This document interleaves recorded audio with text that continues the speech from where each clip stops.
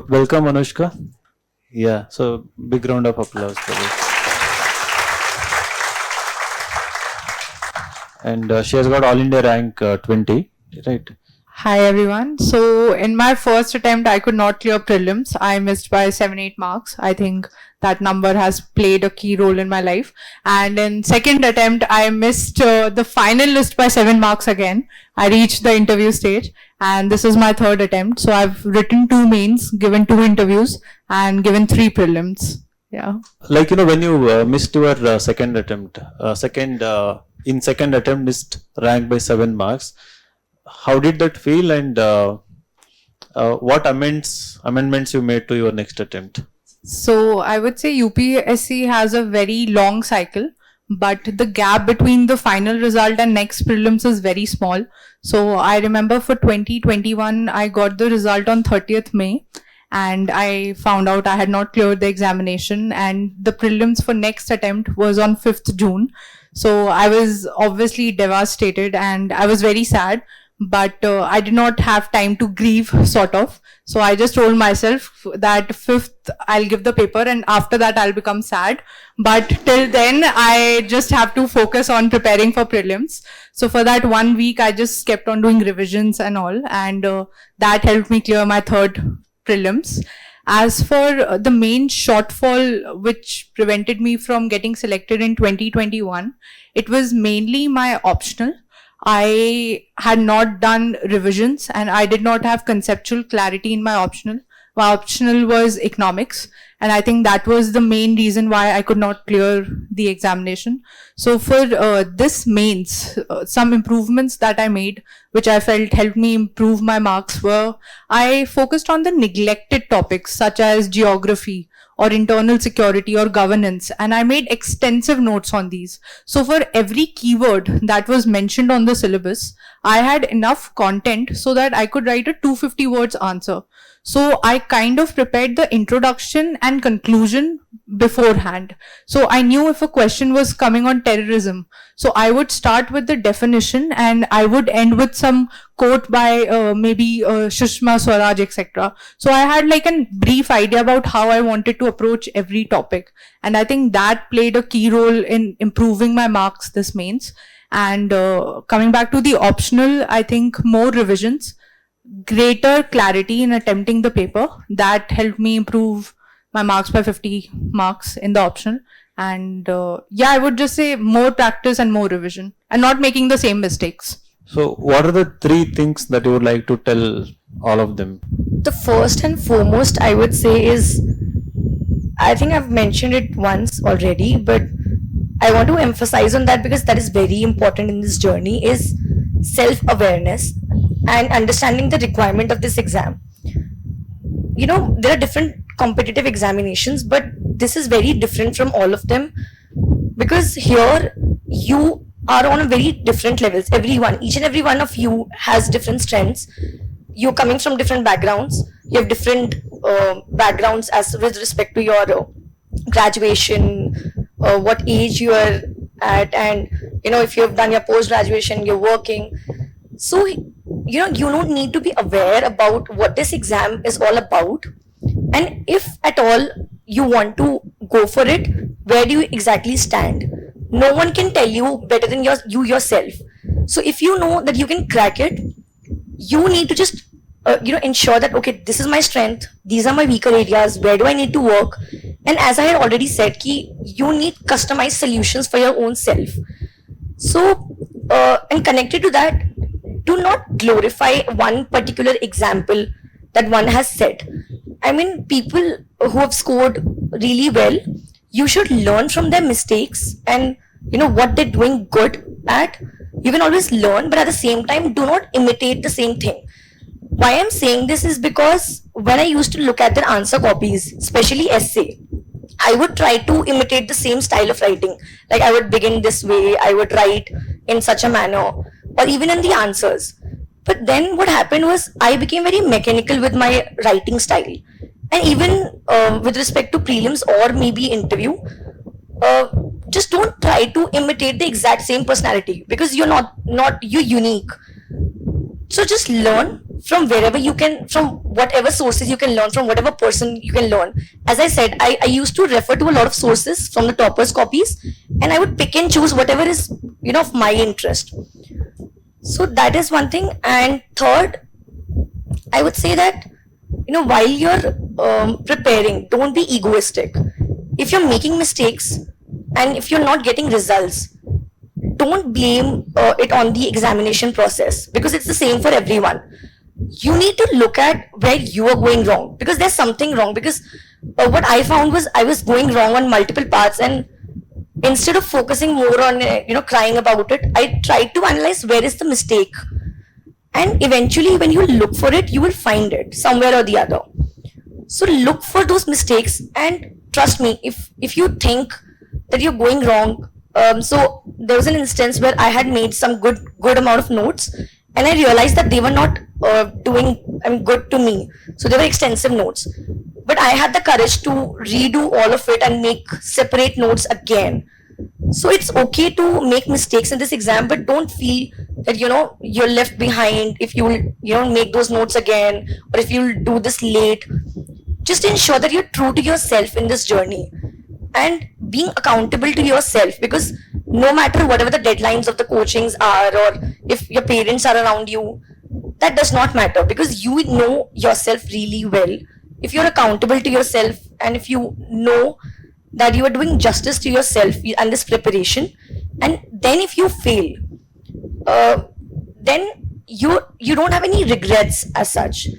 You have a fulfilling journey. So just have that accountability, be true to yourself, and if you're doing something, the way eventually comes across. So I would just say that don't be egoistic, learn from your mistakes, learn from wherever you can, and try to make amends. Don't blindly imitate anything, even the sources. Like if you are not able to understand one source, it's okay. Perhaps you might understand the same topic from another source. So try to make those changes, be flexible in your journey. That's all I would like to add. So my question is, how do we balance our life, So we are all on social media, and you are active on social media, yet you are able to, balance your preparation and then, go on to top this exam with a very good rank. What is the word of advice you give to them, like, how to balance social media and the preparation? I would say that, all right, I have cleared the exam while also being very active on social media. So as I've already mentioned, that I have given ample time to my hobbies. I have given ample time to works beside UPSC. So I never treated UPSC as my entire life. So I treated it just as another examination that is to be written, and which can be done while I manage other things as well. I dedicatedly studied for the exam for 1 year, as Vaishnavi ma'am was also talking about, that you need to give dedicated time to this exam. And at that time, I was not very active on social media, so I took a gap of 1 year. But it was not like a complete, like me completely abstaining from social media. But if it was too much of work, I would install Instagram, see what others are doing, share what I am doing. So that is how I managed in the first year of my preparation. After that, when I thought I have a good base in the UPSC preparation by now, I can go on towards other things. That's when, first of all, I decided what my plan B would be. And that's when I decided to do my master's, pursue my master's, and get more into academics, because that I thought could be a good plan B for me. And I was able to complete my master's during the course of preparation as well. In fact, it's very in fact, I would share an incident that I was able to. So my last exam of my master's fell on the same day as the result came out. So I've completed both the things simultaneously, and they were done by the same time. So yeah. So yes, after 1 year of preparation, I thought I can devote my time to other things as well. I started pursuing my master's simultaneously. I would take out time for other things as well, traveling, working out, and social media was one of the things. But I wouldn't advise you that you devote ample time on social media, because it can be distracting at certain points. So whenever I would find it distracting, I would uninstall. So it's always in your hands. You can uninstall, deactivate your account, reactivate it, install it again. So as per whatever suits you, I mean, you have to find your own ways to be able to manage all those things. With respect to like girls, we saw that this year top 4 ranks were grabbed by girls, and we also have majority. Yes, sir. Yeah, right. So I want you to say, to girls, especially a few, words of wisdom, advice, because when I see girls coming from, different parts of Karnataka and, some parts of India as well, their parents have certain restrictions on them. By the age 25, it.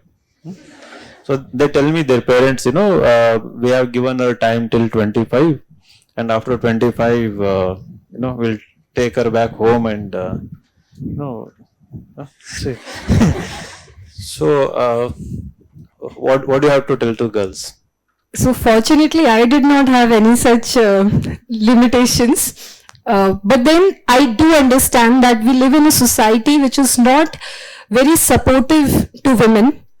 What I would say is, first have self-belief that you are not less than anyone else. Whatever the society tells you, whatever people who want to pull you down tell you, please don't listen to them. I understand that it is very, very difficult, but try to develop a thick skin. That would be needed if you have to clear this exam. Because even if you do not get very good marks in mocks, people can come and tell you, so you cannot score in mocks, how will you do in the actual interview or in actual exam? So develop a very thick skin for whatever criticism you have. Secondly, I do understand that sometimes even your family might put restrictions on you. Try to find one spark of support in your family. It might be your parents, might be your siblings, might be any of your relatives who can support you. So when the entire world is trying to pull you down, go to them, seek motivation, seek some guidance, and go ahead. Thirdly, plan B can help after 1 or 2 attempts maybe, and that would also give some solace to your parents or family if you are getting such pressure that you have to do something by 25. Once you are financially independent, maybe, most likely your parents or your family, whoever is pressurizing you, might think that, okay, if she can achieve this much in such less time, maybe she would achieve even more. And I think it becomes a very good cycle. You make them proud by achieving something that maybe something different from UPSC, say for example, maybe your plan B works well if your plan A is not going very nicely. And then they put up some confidence in you, you also gain some confidence, and then eventually your plan A might work. And lastly, for everyone, this is not just for women, for everyone, please understand that this exam is not just a game of knowledge. It is a game of various values that you need to develop. And especially for women, so society does not serve us a lot of independence or a lot of agency on platter. So please develop these values like a lot of self-belief, a lot of self-introspection, a lot of consistency and perseverance in whatever field you choose to do good. And I'm sure that you will do good in whatever field you do. I think that's it. Please have a lot of confidence in you. You will do great. Yeah, this is a technical question. You are in the Danics, right? So what is the difference between Danics and IAS? And if you can throw light on Danics, Danips, Pondips. And also there is a confusion, when you people write mains, some people when they are about to fill lab, they come and seek my suggestion if they have to put it above other central services, after IAS, IPS, Indian Foreign Service, and maybe after IRS. So what would you suggest? So yeah, answering the first question, which was that what is the difference between DANIX, DANIPS, Pondips and IAS or IPS. So DANIX, DANIPS, Pondips, these are the counterpart of the state civil services and state police services for the union territories. DANIX and DANIPS are the state civil services and state police services for Delhi, Daman, Diu, Dadra, Nagar Haveli, Lakshadweep, Andaman and Nicobar, and now Chandigarh also.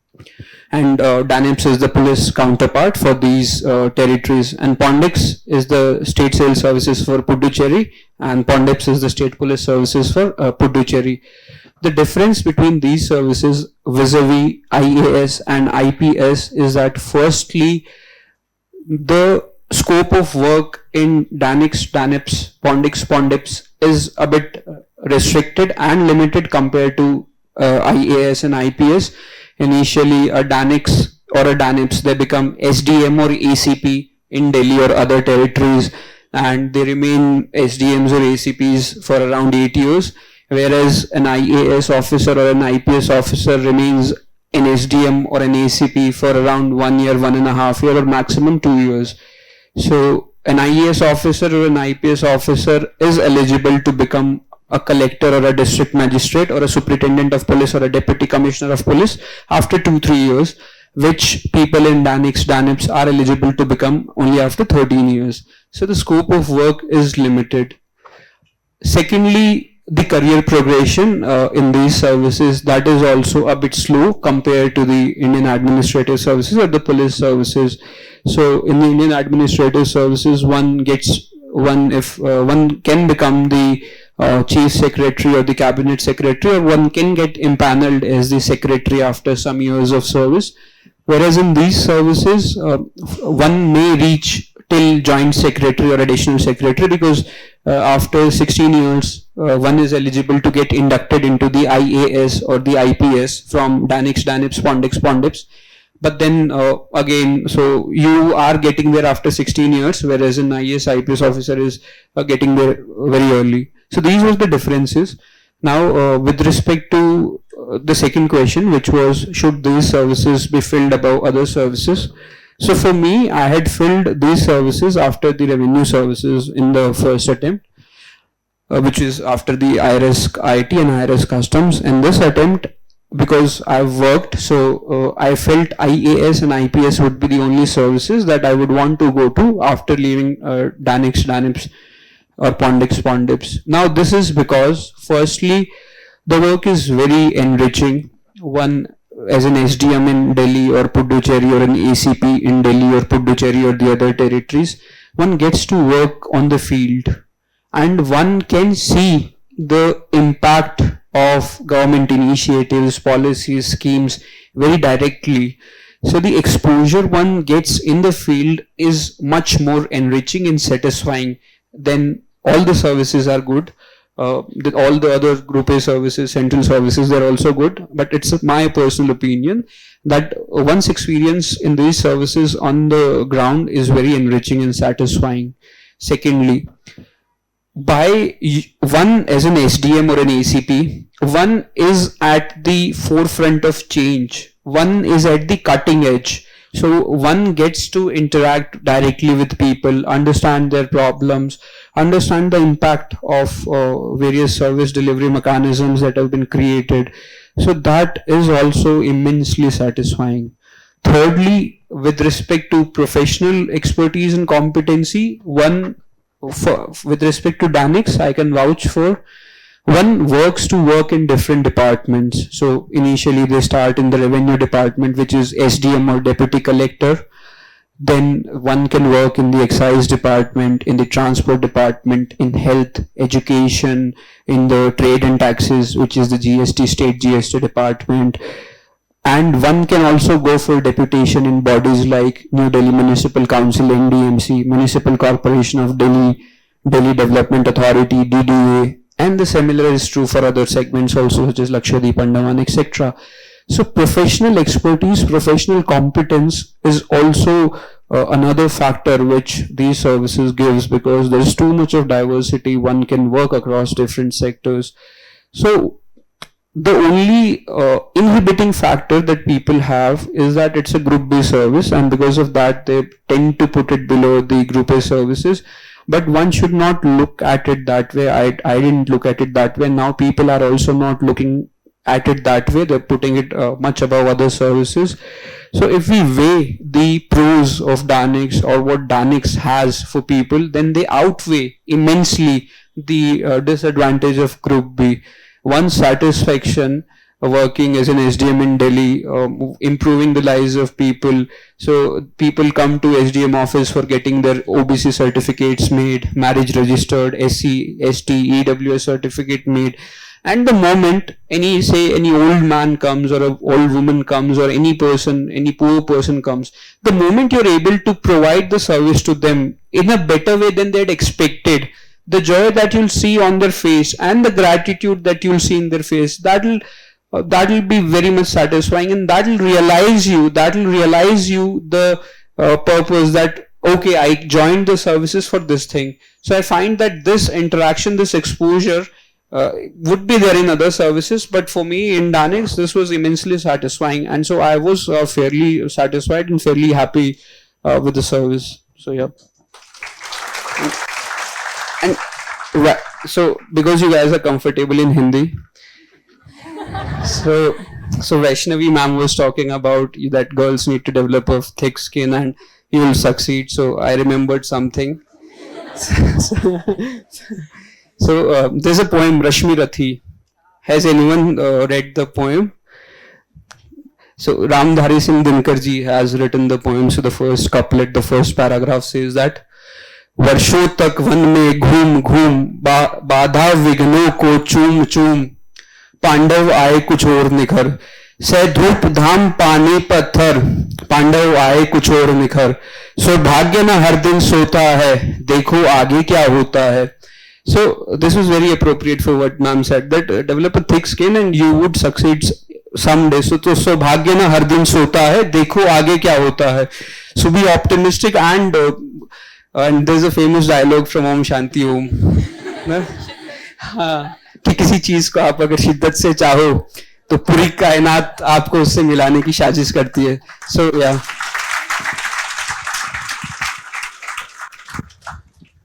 So he is going to, have great time in Labasna, like. His batchmates are going to have a great time. His batchmates, and we will have so many YouTube, videos of him, I think, going viral. Yeah? Right. So Anoushka, like your optional is economics, and my question is, did you use knowledge of economics in GS papers, whatever you gained through optional preparation? And is it advisable to use that optional knowledge in any of the papers, whether it is essay, whether it is GS3, if at all you had used it in GS3, to what extent you used it? Because you scored 826 in GS papers and GS plus in optional. So it's kind of embarrassing for me actually. So my optional is economics and I did decently well. I think I got the second highest marks in economics, but I have the lowest marks in GS3. So I have 84 or 85. So I don't know if it's helpful or not, but I can just say one thing. I tried that for optional, your knowledge is quite technical. You will have a lot of data points, you will have economist names, etc. A lot of analysis of previous years, etc. But if you can keep your general studies paper generalist, I think that is helpful, because I think for me, I was very well versed in economics, and for paper 2 I did very well, which is like Indian economy. But the same cannot be said for the GS3 part, because I think I might have gone overboard with my technical jargon and they want you to be a generalist in those papers. So my advice would be that use the data points, use the points like analysis that you have from your optional, but see to it that anyone who is reading your GS papers, they are not a professor of that subject. So just try to keep it as general as possible. So that would be my advice. So with respect to interview, you scored 204. Congratulations. That is wonderful score. Like you gave interview in previous attempt. What was the score and how did you improve your interview score? And how did you improve your personality? And how did one-on-one walk with me, help you? So this year I had 204 and I had Manoj Soni sir's board. I had my interview on 3rd May, so it was towards the end, like of phase 3 of the interviews. And I also had interview in 2021. I had Smita Nagaraj ma'am and I got 179 in that interview. So there was an improvement of good 25 marks in this attempt. But there are two aspects to this. One is the actual interview, how it was different. And the second is my preparation this time. So I think the preparation kind of humbles you down when you see a lot of failures in terms of, I think I would say not seeing my name on the final list in 2021 was like a very humbling experience. I just realized that I cannot take anything for granted, and therefore this time I just put in all the efforts when it came to mains and interview. So in 2021, what I did was I did only online mocks. I did not go to Delhi. I did 4 to 5 mocks, but in all the mocks, I was not smiling. I was very serious and I was not taking time to think, etc. But this time I was more composed, I was more calm, and even in the actual interview, I think I was smiling all the time. And I think it was more like a conversation this time. With Smita Nagaraj ma'am, it was more factual based. She was asking me questions, and then if I was not able to answer, she used to switch to another topic. But this time my interview was, I would say, completely DAF based. So Manoj Soni sir was asking me technical questions. He was like, why did you go to New York? Then what did you do there? You did well. Indians do well there and everything. Then he asked me about my UN internship. So he was like, how did you get the internship? How was the experience, everything? And from these questions, they transitioned into the current affairs. So I'm staying in Indore. So they were like, what is the Indore's cleanliness model? And is it evenly distributed? What are the famous places of Indore? For United Nations, they transitioned to, is it significant? Is it doing enough for the African nations? And also, what was your role? And what is the role of P5 members, etc. And there was also focus on current affairs. So there was question about de-dollarization. Does India have any strategic enemies or existential enemies? And various questions about IR, etc. And I think it went on for 35 to 40 minutes, and it was a very engaging conversation. And when I left the room, I was happy with my performance. So that was it. And when it comes to preparation, I would say I prepared my DAF extensively. Like for my name, so it has 2 meanings. So in Persian, it means grace. So I actually prepared various meanings of grace. I was like, you can be graceful in your movement. Grace is also used when you are addressing someone in England, like your grace, etc. It is used as a temporary relief period. So I prepared extensively just to give an idea about various portions of my DAF. So I've stayed in various cities. I prepared them. I did a comparison of them. I prepared 2 states very extensively. So currently I'm staying in Indore.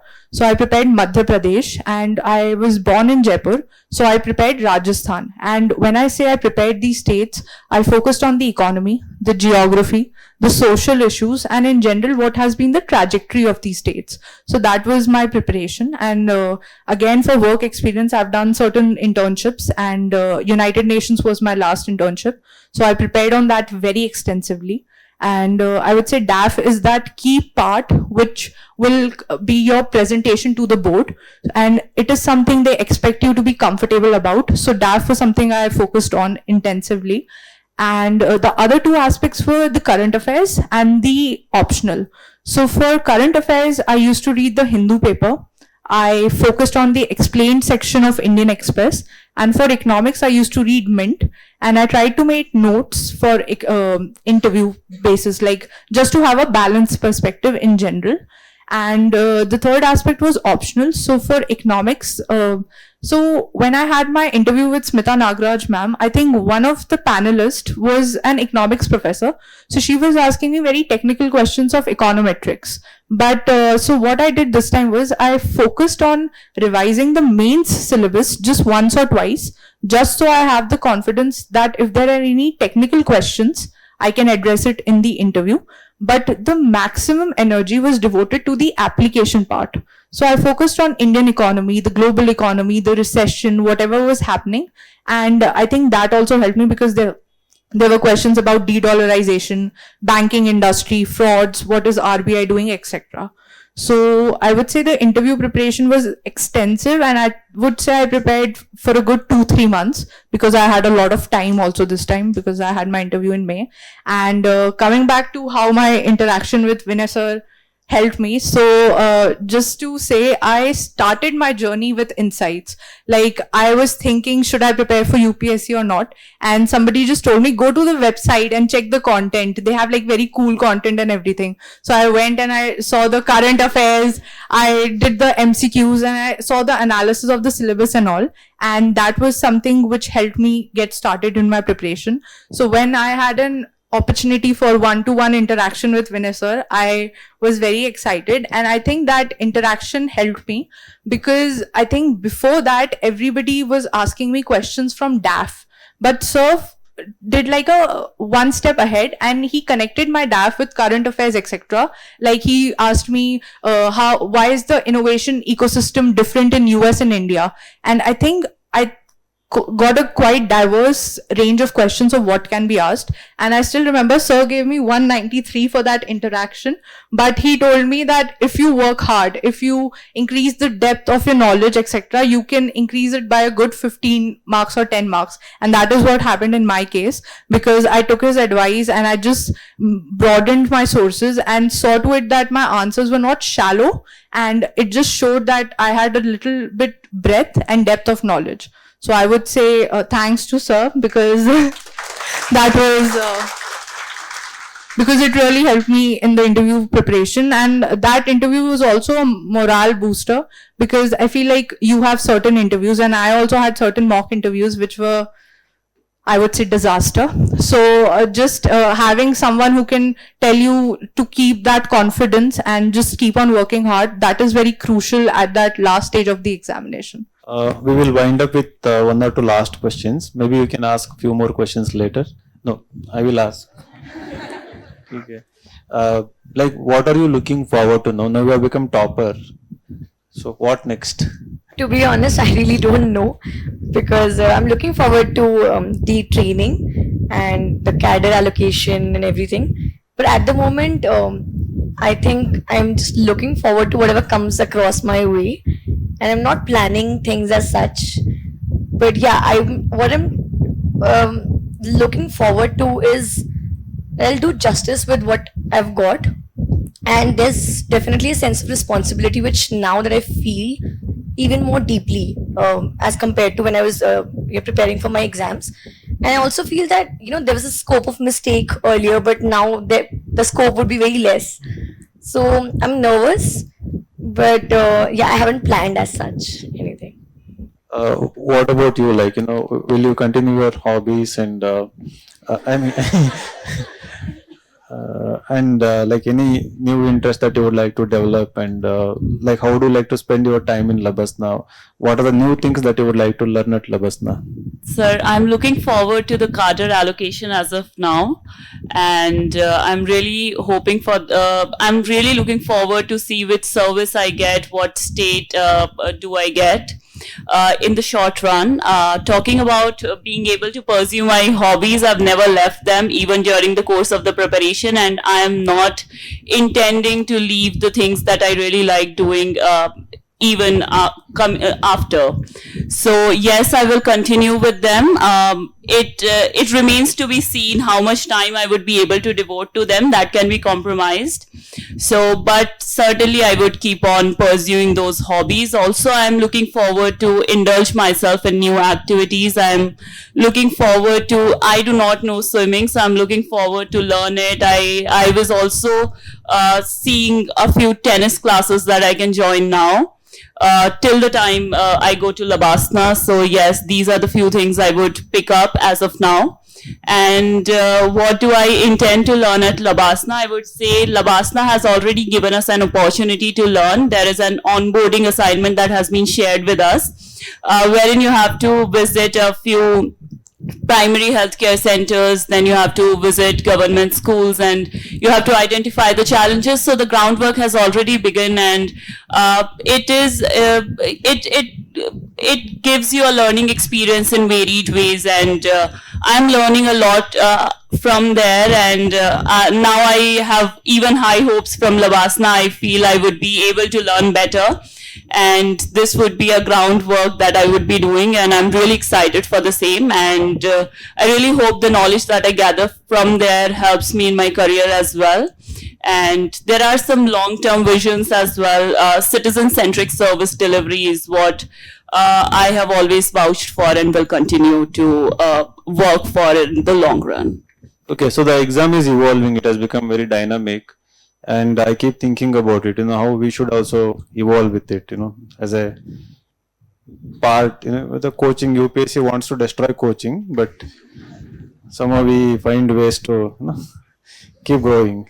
So I just, from both of you, I would like a suggestion, like to become toppers. How should the coaching industry work in your opinion? Sir, I am not qualified enough to comment on this. I think Vaishnavi ma'am and Anoushka ma'am would be better placed to answer this question.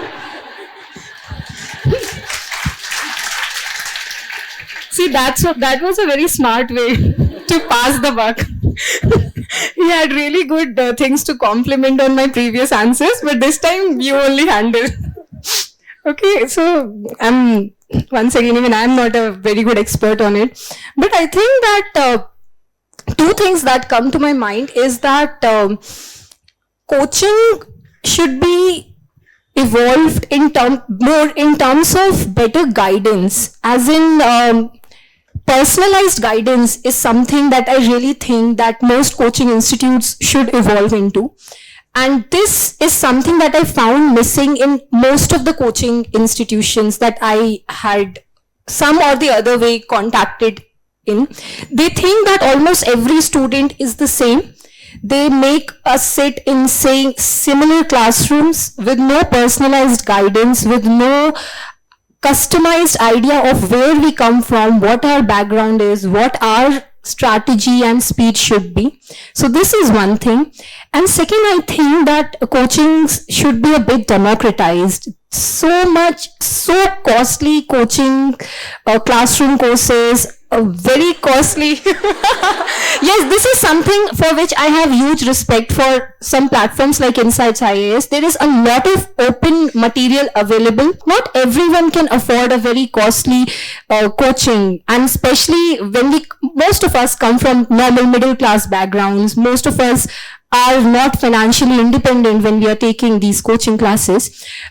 Same goes for mains test series, same goes for prelims test series. In fact, I really want to mention this also. There is this very brilliant IWIL initiative by Insights, and they have this unevaluated IWIL as well.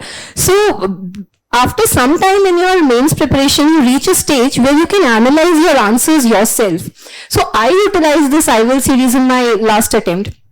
So I think this idea of democratizing these coaching institutions wherein people from various backgrounds can actually access them, this thing, but still we need to understand the pattern. We cannot go ahead with just simple mechanical reading of the static books that we are all suggested. We need to analyze the pattern, and not every student can do it themselves, particularly without failing. So in my case, I had to fail 3 times to finally understand. I hope some coaching institutes develop this idea of understanding it well and delivering it to students. This is all I can think of right now. This is like a very tricky question, and so I did not take any classroom coaching per se. I have relied on the test series and interview guidance programs. So that is the main interaction I've had with coaching institutions. So all I can say is just being flexible enough. Like for the recent prelims, the pattern changed completely. So I would say if the coaching industry can also become more flexible and not be rigid in their approach then that would be very useful. And also adding on to what ma'am said about personalizing the coaching industry, like I would just share an incident with you. So I used to have these mentors from one Lakshya program that I was a part of, and I remember not clearing the exam, and I thought that maybe that would be the end of our interaction.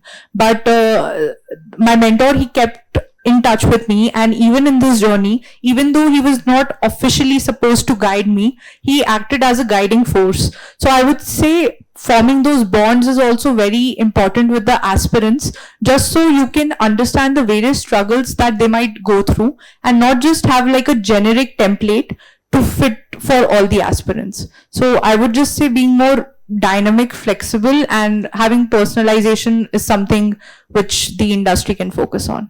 I'm not qualified enough to comment on the coaching industry, and very well-read, well-educated, talented, motivational people like Vinay sir.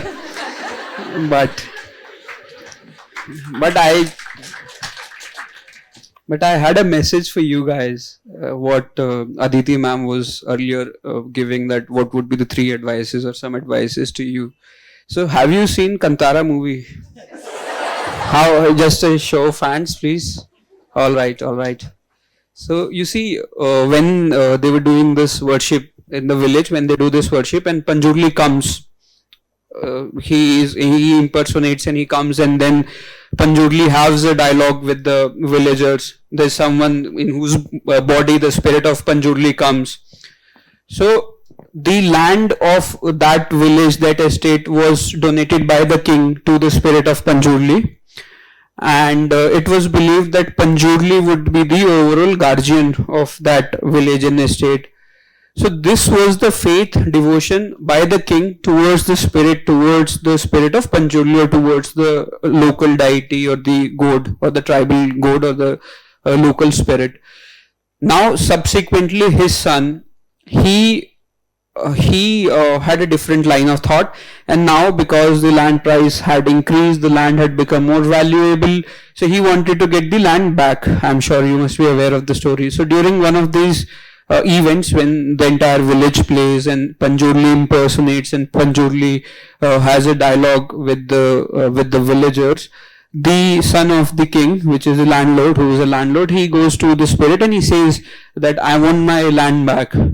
You must be aware that he says that we want our land back, which we donated to you. So then something happens, and then he says that okay, I'll go to court. So Panjurli says that okay, you go to court, your justice would be done on the stairs of the court. So then that guy files a petition in the court, and because Panjurli was the spirit, that guy dies on the stairs. He has some bleeding, he suddenly bleeds, he collapses, and he dies on the stairs. So the limited point that I, with my limited understanding and interpretation of the story and of the creativity of the artistic creation, my interpretation here is that whatever you do, Aditi ma'am has also referred to it, whatever you do it with full devotion, dedication and conviction in yourself. Do not corrupt your mind with some other thoughts. It was the moral corruption that the son of the king had, which led to that fateful event where he died on the stairs. So metaphorically, one should have full dedication, devotion in whatever one do. Aashna ma'am has also said that this is just an exam, this is not the end of your life. So whatever you do it with full dedication, devotion, have faith in yourself, and do not corrupt your mind with some other thoughts, or do not have that the values of integrity or the values of honesty are missing from you in your general conduct. Also, as a citizen of India, as a good human being, you should have that integrity, that honesty and faith and devotion in whatever you're working, in whatever you're doing.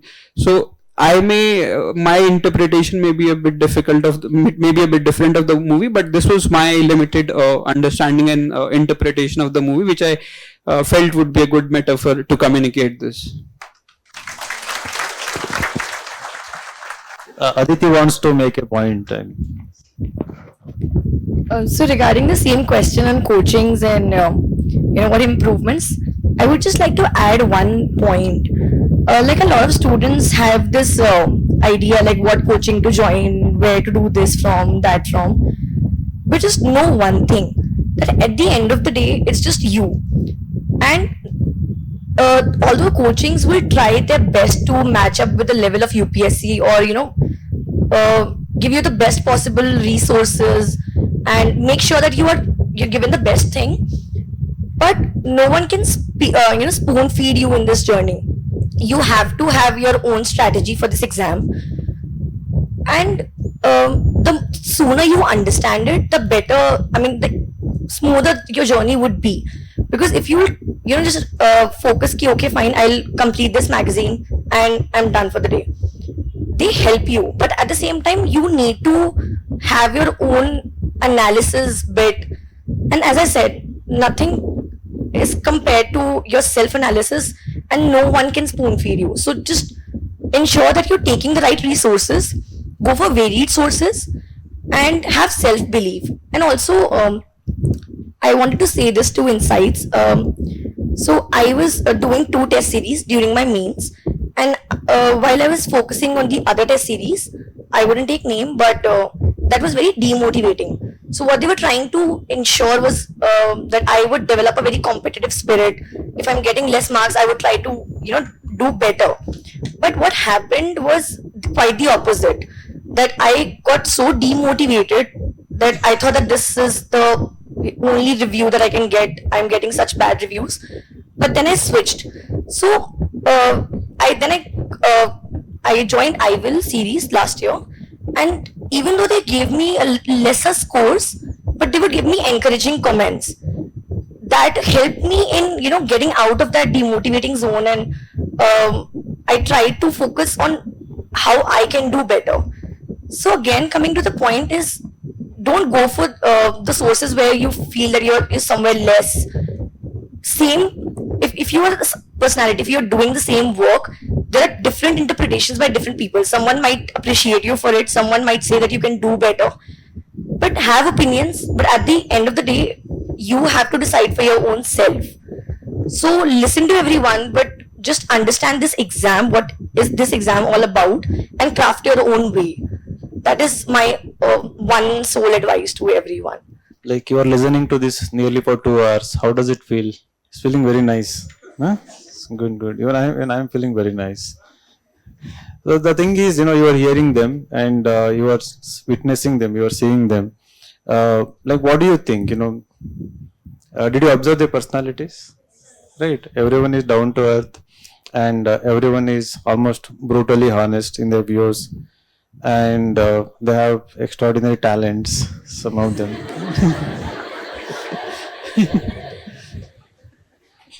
And I think this makes me feel happy about the evolving nature of examination process. So there may be so many issues in different phases of the exam, but it has started identifying talents. It has started identifying those people who fit into administration. So yesterday we had felicitation for all of these toppers, and they were kind enough to accept our invitation. Come all the way to Bangalore. It is difficult, come out of comfort zone. And Chief Minister was the chief guest yesterday, and he was there for nearly 2.5 hours. He gave very good words of advice in Kannada, which which most of them didn't understand, but he gave good advice to them. And we have been doing this tradition year after year, and I hope the session which we had right now has ignited the true spirit within you, and I hope it motivates you to do the best you can do from your side, and go on to become toppers, and be the part of our felicitation program next year. And by saying this, I would like to conclude our part. I won't be asking them any more questions from my side. If you have any questions, we will, apart from whatever I asked, right, related to optional and other, boring questions. So try to ask any interesting question if you're genuinely interested in knowing, from them. So she's asking, what is the advice you would give to your younger self if you are going to write mains for the first time? So the first thing is that when you start answer writing, you should sit with your tanhai, as in you should introspect and retrospect on your answers. So once you write any answer, you should go to any peaceful place, your reading room, your library, your room in your home, anywhere, and you should introspect yourself as to what I am writing and then retrospect the answer that you are writing. So this is a iterative process of you looking at your answer, looking at the gaps with respect to content, gaps with respect to structuring your answer, gaps with respect to presentation of your answer. So look at the gaps and then think in all your tanhai as to how can these gaps can be filled. So one is that answer writing is a iterative process and it's a ritual. You have to do it again and again, and that should take as in 50% of your time if you're writing answers. Writing answers and then analyzing the answers or giving them to someone who can do this for you and give you comments or feedback. The second thing with respect to mains is the procedural part, which is that you should be able to complete the paper in a timely manner. So in my first attempt, when I got into Danix, I couldn't complete GS1 and GS3, and that reflected in my marks 91 in both the papers. So one should do enough answer writing so that one is able to complete all the questions and fulfill the demand in at least 70% or 80% of the answers, and this becomes a very difficult thing. The third behavioral aspect is that when you're writing in the exam hall, the exam is generally in September, so sometimes the weather may not be appropriate, the climate may not be appropriate, you may feel pain on your fingers, and the other component is with respect to presentation. So once you have your answer writing practice, you have your content, now presenting that to the examiner is the most important thing. So there was a famous actress. She said that I'm the best version of myself. I love myself and I'm the best version of myself. So your answer, I won't name the honorable actress, but that answer, your answer should be the best version of what you can put in that limited time and that limited space. So presentation becomes quite important. For that, you can refer to the answer copies of many previous year toppers, and you'll see that everyone has a different presentation style. Some people write in paragraphs, some people write in bullet points, some people make diagrams. So these kind of things you can also learn from the copies. So I think I would be fairly giving this advice. Okay, so sir has already covered a lot of very important points. I'll just add some of the points. One is that it is very important that while you're writing your answers during your mains exams, do not sit and analyze as to how the paper is going. You will have a lot of time to analyze after the exams. But if you waste your time and energy and your mental peace during the exams to analyze as to how you are writing, you're going back and reading whatever answer you have written, trust me, it does not work. I did this in my first attempt, failed miserably. Please do not do that. Use all your time, energy and effort to write very good answers. Second would be, please, this really helped me, so I can suggest, maybe you can try. As soon as you get the paper in your hand, you can just take 5 deep breaths and tell yourself that I can do this. I have worked really hard, and I call upon all the positive energy of the universe to come and help me. And I also call upon all the knowledge and patience and perseverance that I have gathered throughout this journey to come and help me. This was during the examination. Another thing is, sir mentioned about referring to topper copies. There's just one disclaimer that I would add. Please look at the topper copies of the year in which that topper has topped the exam. Okay, if you go back and look at my answer copies that I wrote in 2019, there is just one thing that you can learn: how not to write an essay. Okay, so this is the thing. And also you can go through the topper mark sheets as well. Not every topper is good in every subject. Learn from the best. You have so many good toppers available in different fields. Learn from their strength arenas. Another would be PYQ analysis. So as already mentioned that, please do not leave that. That is very important. There is no point in walking in the war zone when you do not understand your adversary. And another idea of adding value addition, ma'am, sir, everyone has mentioned, I would just say that I used to have this quality enrichment folder wherein I had cheat sheets for every subject compartmentalized separately. I had examples for ethics, very ready examples. I think that it would not have been possible for me to complete this year ethics paper had I not been well versed with the examples and various quotations. Like I think sir was mentioning, even I used to conclude my case studies and most of my section A answers as well through quotations. So you should have, and how will you recall all these? I used to get up every morning and revise that quality enrichment folder for half an hour. That was the first thing, because I think reading all those quotations motivated me also every day. I used to read those quotations, examples, data points, a lot of diagrams. These cheat sheets really help. So this was majorly. So I would say advice to my younger self would be, do not take anything to heart. In my first mains, I used to take the feedback very seriously. I used to get demotivated. But I would say your marks do not reflect the feedback that you will always get in the mock interviews.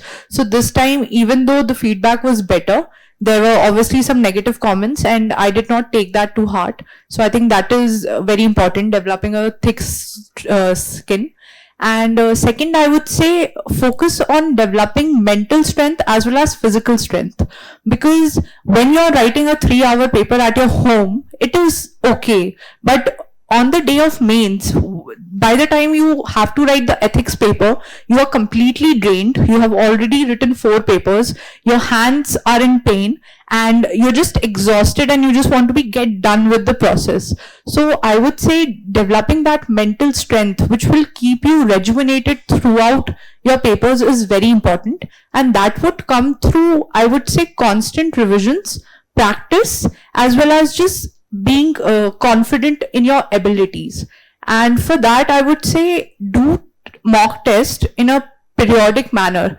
Like, don't keep them for last month, do them regularly, just so that if there is any feedback, you can benefit from it and you can incorporate it in your further mock tests, just to see if it is working for you or not. And I would say do not be egoistic also in this process. I am personally not very comfortable with geography or certain topics, and for my first mains I just left those topics and I was like कि कितना ही आएगा, मतलब क्या ही होगा, I'll just attempt society and I'll do well.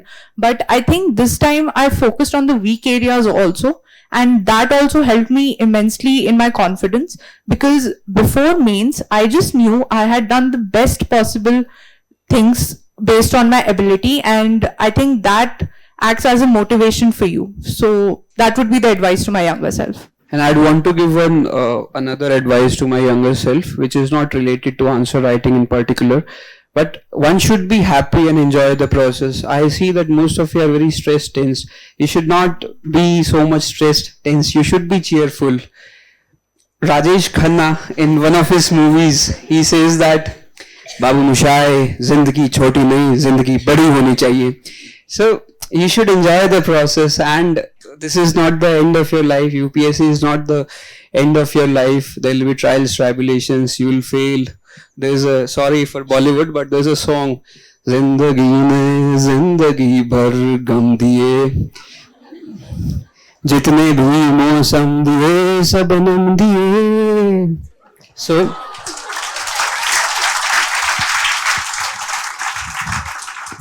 So this says that life has given me so many pains, trials and tribulations, all the months, metaphorically, all the months in my life were wet, dry, they were dry, they didn't have any happiness, they were full of sadness, lacking any glory. So one should enjoy the process. There will be moments where you'll be sad, depressed, but one should take life as it comes, and one should ensure that the moments, the periods when one is in a low period, when one is sad, depressed, then they don't take that to your heart and you remain optimistic and happy throughout. One last question from your side. I think we literally covered everything, every dimension of the exam, right? So one last message from your side. The last message, I was not ready for this question, but okay. So, all right. So the last thing that I would like to say is be honest in your preparation, be honest to yourself during the preparation, be honest to your lifestyle during the preparation, and just do whatever you are doing from the heart, and I think that would help you. Also, I would like to, so this question, I think sir did not ask me. Like, he's asked everyone how he has helped them, or how in any manner his guidance has been helpful to us. So I would like to talk about me taking up Insights test series. And I was amazed to see my mains marks after that, because my mains marks were almost around the similar lines like I got in the Insights test series. So I was really amazed. Like, I actually digged up my papers and see, so there was a similarity. I would score around 90, 95 in GS3. I ended up scoring 93 there. I scored about 113 in ethics, scored 109 in my mains examination. Essay was along the similar lines, 123, 124. Insights would give me a 123, around that score, the similar score. So yes, I mean, I really like the test series. I really like the questions. So in terms of question setting, I think you have quite adapted to the UPSC pattern. And so yes, that's how Insights has helped me. So I wanted to say that, and thank you, sir, for that. Yeah. You know, a lot of people, like even we faced it. So I quite want to share this because a lot of people get intimidated by the statistics, by the people who are giving exams, you know, fear of missing out, a lot of fears. But just know that, you know, we have also, you know, passed through the same journey. We have had those fears as well. We didn't want to start with answer writing. It was very difficult. Like before results, we were in the same spot as you are. So don't get intimidated by anything. Be it the competition or the kind of UPSCs changing the patterns or whatever it is. Just know that you have to do better than the other person and try to compete with yourself. Like if you were, if you were scoring, so I had this thing that I would always compete with myself. I would always improve on what I did yesterday and what I'll do today. So just focus on that bit, and little by little you can go a long way ahead. So that's all. Just don't be scared. Everything will fall into place. So that's all. Good question. Yeah, I got it. Okay. So basically, our question is that when you were either making notes or preparing for some topic, how do you know that? How do you do self-assessment that you have done enough? Right. So not feel confident that I have done enough. So where is the point? Where do you stop and say that okay, I have done enough? So I'm really glad for this question because I think every time I would cover a topic and I would feel that this is not enough. And even when I sat for prelims, mains or interview, every time I think they'll all will agree with me that you will never feel totally prepared. I mean, you've done enough from your point of view, and what all was there in your capacity, you've done everything, covered all the possible sources. But then it's okay because you can't know everything. You can't have a perfect answer to everything.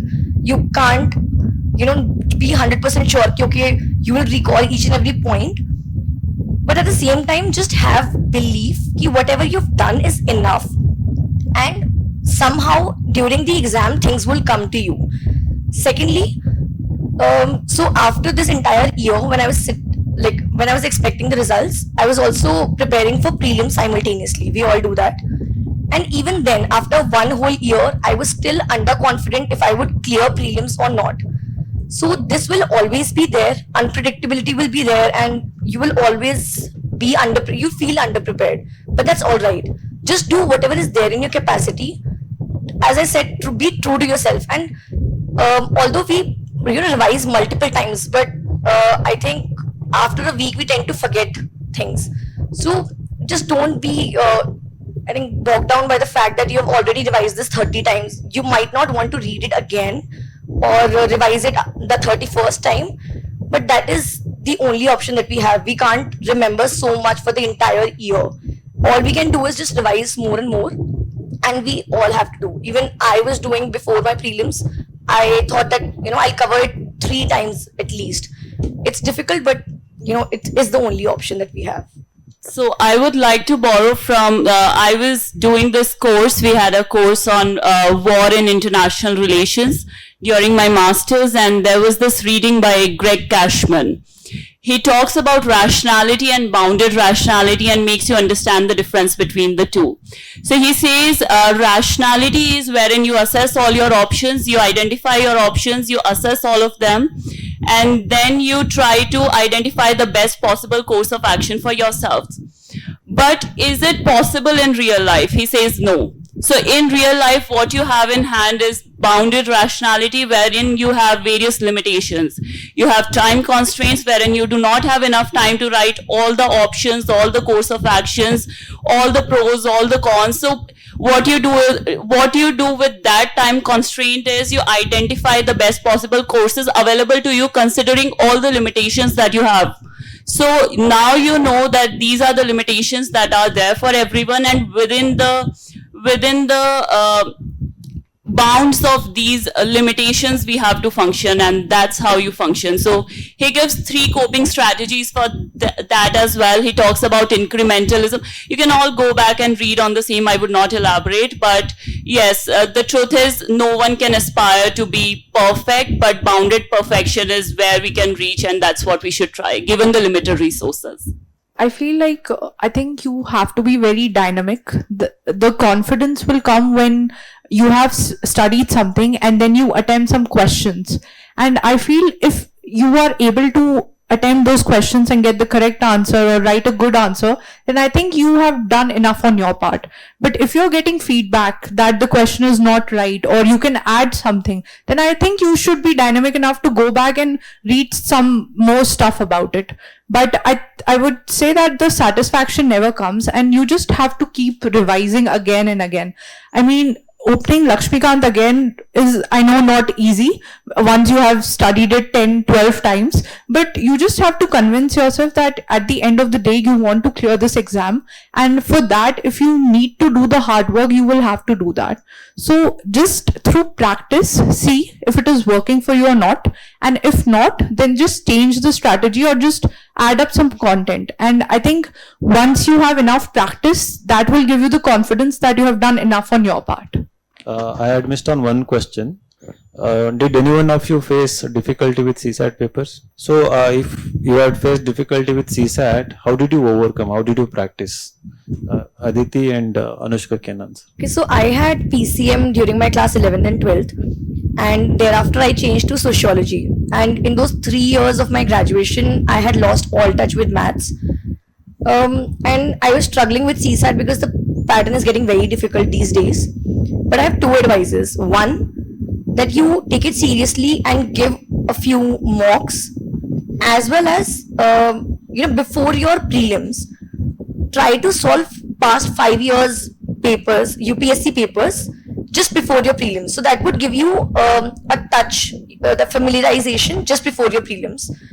Secondly, do not ignore the comprehension part, because a lot of people get stuck in the maths, and because the accuracy that you get in the mathematics questions, you feel that it's more secured area to attempt rather than going for comprehensions. But I think you can't do it anymore. So cover both the areas and give them equal weightage. Another thing I would say is that don't get stuck on one question. Don't take it on your ego ki, I want to solve it. If there are always certain questions which are very easy. They are brownie questions for you, and you have to identify them. You have to identify which topics are you more comfortable with. So some people were saying that PNC's question, permutation and combination, so they've increased the number of questions from the same topic. And I was very bad with PNC. So what I did was that I analyzed ki, they might ask 5 or 6 questions at max. So, but I have other questions which I can attempt, which are my a little bit more, I'm more comfortable with. So identify those areas where you can work, and pick and choose selective questions. Be very selective in working with CSAT, and that will come when you have already practiced a lot of mocks. So, and one more thing, so with CSAT, I think when you're on the spot, you're doing a paper, you have to be in a very positive mindset. So I remember last year when I was solving my mocks, I couldn't attempt 2020's CSAT, and I was getting 60 marks around. And this year when I was preparing again, I solved the paper again without any added preparation, but I was in a very cool mindset. I was calm, composed, and I could solve it very easily. So sometimes your mindset at the time when you're giving your exam also matters a lot.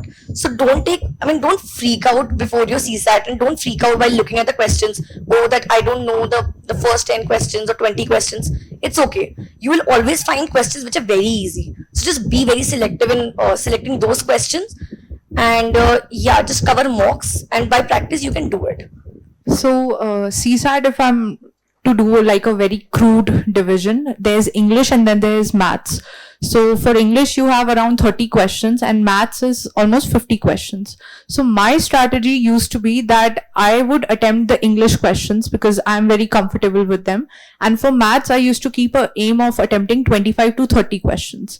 And what I did was, adding on to what was said, that I did not take anything on my ego. If in the paper I'm stuck at a question and I am not able to solve it, I used to just move on.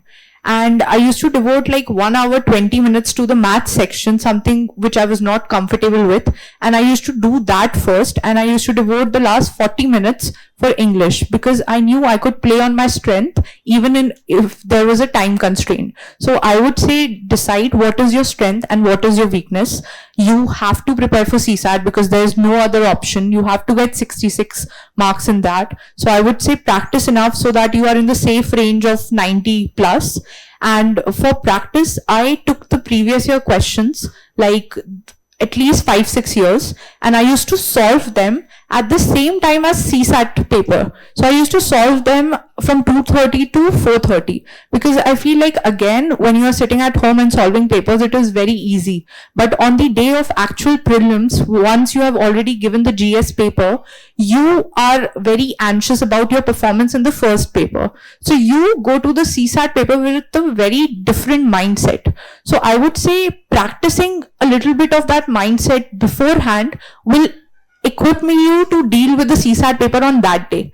And focus on the topics that you know can be attempted easily. In a sense, logical reasoning or the relationship questions or some questions about probability or permutation combination.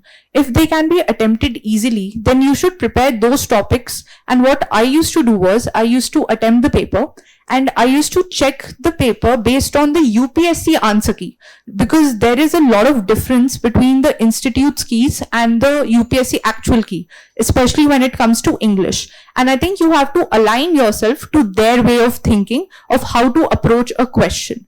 And based on that, the questions which I used to get wrong or I was not sure about, which was mostly maths questions, I used to go to the various resources which are available. I used to see the solutions for those previous year questions and see if there is easy formula or some strategy which can help me in attempting those maths questions which I'm not comfortable with. But even in the paper, like the core arithmetic questions, like I know there every year there's at least 2-3 questions. They have 5 numbers, they'll multiply that and they're like, what is the last digit of the answer? So I always knew I was never comfortable with them. So I used to easily skip them over. So playing on your strengths is very important for CSAT. And for that confidence, you need to practice through previous year questions and also see to it that you do not miss the easy questions. Because if you start getting them also wrong, then I would say you might not be in a safe position. So I would say play on your strengths, and if something is not your strong area, then start working on it also, just so you are in the comfortable range of clearing the exam. So that would be my advice. So thank you so much for all of you, coming here and sharing your views so honestly and openly. And that's it. So wish you all the best. Hope to see you as toppers next year. Thank you all.